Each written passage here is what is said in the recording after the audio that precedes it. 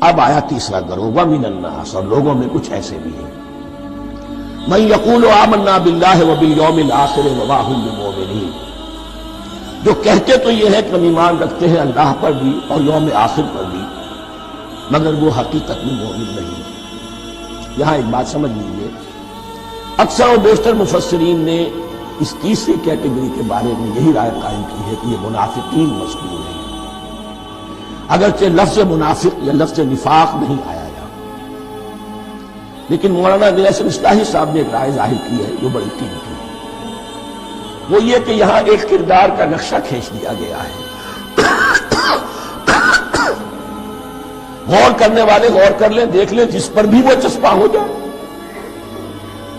اور بالفعل جب یہ آیات نازل ہو رہی تھی تو دو طبقات پر یہ کردار گزاری جو ہے، یہ جو شخصیت کا ہیولہ کھینچا جا رہا ہے، وہ دو کے اوپر راست آ رہا ہے۔ ایک علماء یہود،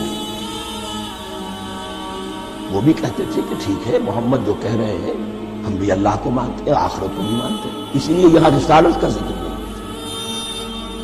بھئی ہم محمد ہی کو نہیں مانتے نا صلی اللہ علیہ وسلم، باقی اگر 1.25 لاکھ نبی آئے ہیں تو باقی 1.25 لاکھ کو تو ہم مانتے ہیں، ایک محمد کو نہیں مانا، ایک عیسیٰ کو نہیں مانا، بس تو ہمیں بھی مانا جانا چاہیے کہ ہم بھی مسلمان ہیں۔ ایک یہ ان کی رائے ہے، اور واقعہ یہ ہے کہ یہاں اس طریقے کا تذکرہ ہو رہا ہے کہ جس سے ان کا کردار بھی جھلک رہا ہے، روح سخن ان کی طرف جا رہا ہے۔ مجھے یاد ہے 10ویں جماعت کے زمانے میں دہلی میں نے دیکھا تھا کہ ناٹ سرکس، وہاں کا ایک بڑی مارکیٹ ہوتی تھی، تو جوتے کی دکان پہ بہت بڑا جوتا لٹکایا ہوا تھا، بہت بڑا، اور لکھا تھا free to home it fits, جس کے پاؤں میں یہ ٹھیک ٹھیک آ جائے وہ لے جائے۔ تو یہ free to home it fits ہے، ایک کردار ہے، اب یہ کردار جس کے اوپر بھی فٹ بیٹھتا ہے، ان میں یقیناً زیادہ تو غلبہ یہی ہے جو مفسرین کی رائے ہے، منافقین کا معاملہ جو ہو رہا ہے، لیکن یہ کردار بعین نہیں فٹ بیٹھ رہا ہے یہود کے علماء پر۔ اور یہ بھی نوٹ کر لیجئے کہ جو مدینہ منورہ میں نفاق کا جو پودا پروان چڑھا ہے، بلکہ پودا نہیں کہنا چاہیے، جھاڑ جھکاڑ جو پروان چڑھا ہے، وہ یہودیوں کے زیر اثر، جیسے جنگل کے اندر بڑے بڑے درخت بھی ہوتے ہیں اور اندر جو ہے نیچے جھاڑیاں بھی ہوتی ہیں،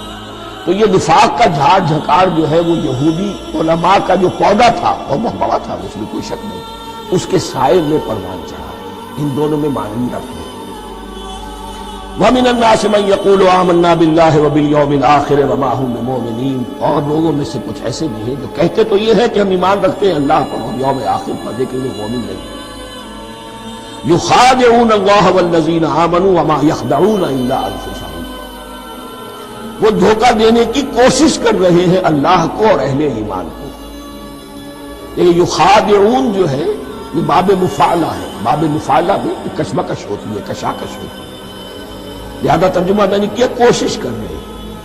وما یخدعون الا انفسهم، یہ ثلاثی مجرد میں آ گیا، اور نہیں دھوکہ دے رہے مگر صرف اپنے آپ کو،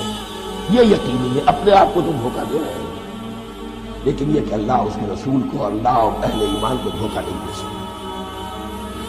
سورہ نساء کی آیت نمبر 142 میں یہ کھل کر منافقین کے بارے میں یہی الفاظ آئے ہیں، ان المنافقین یخادعون اللہ وہو خادعہم، یقیناً منافقین جو ہے وہ اللہ کو دھوکہ دینے کی کوشش کر رہے ہیں اور اللہ انہیں دھوکہ